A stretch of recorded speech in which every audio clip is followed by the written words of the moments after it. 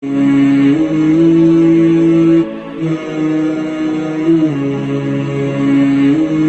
forget, like, subscribe and share to the famous scholar Mufti ImamAbu Khalid. حضرت امام اعظم امام الائمہ حضرت امام اعظم امام ابو حنیفہ رحمۃ اللہ علیہ کپڑے کا کاروبار فرمایا کرتے تھے۔ حضرت کے کاروبار میں حفص بن عبد الرحمن تھے جو کاروبار کو دیکھا کرتے تھے، ان کی شراکت بھی تھی۔ حضرت امام اعظم نے ایک دفعہ ان کے پاس مال بھیجا، وہ کپڑے کا مال جب ان کے پاس پہنچا،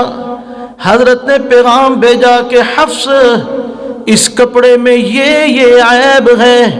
یاد رکھنا جس کو بھی کپڑا فروخت کرنا پہلے اس کی کمی بتانا، اس کا عیب بتانا،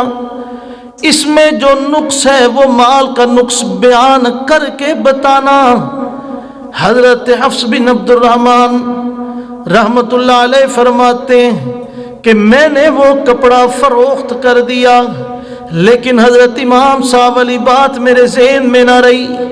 میں نے وہ بیان نہیں کی، اور اوپر سے اللہ کا کرنا ایسا ہوا کہ میرے ذہن سے یہ بھی نکل گیا کہ میں نے کپڑا کس کو بیچا تھا، کون خرید کے لے کے گیا ہے،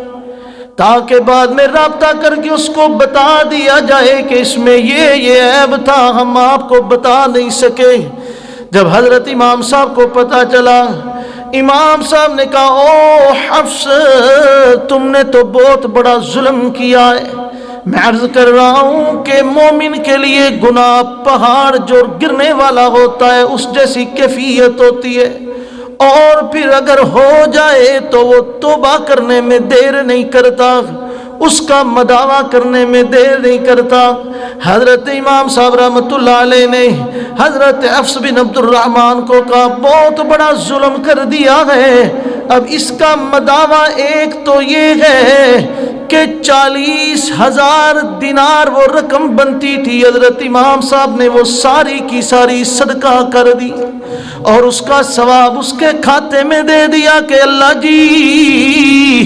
جس کو ہم عیب نہیں بتا سکے گناہ ہو گیا، یہ سارا ثواب اسی کے کھاتے میں لکھ دینا۔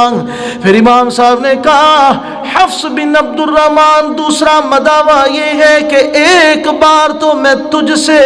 یہ تکلیف لے چکا ہوں، اب دوبارہ نہیں لے سکتا، تم آسان طریقے کے ساتھ تمہاری شراکت اپنے کاروبار سے ختم کرتا ہوں۔ یہ ہوتا ہے مومنین کا رویہ۔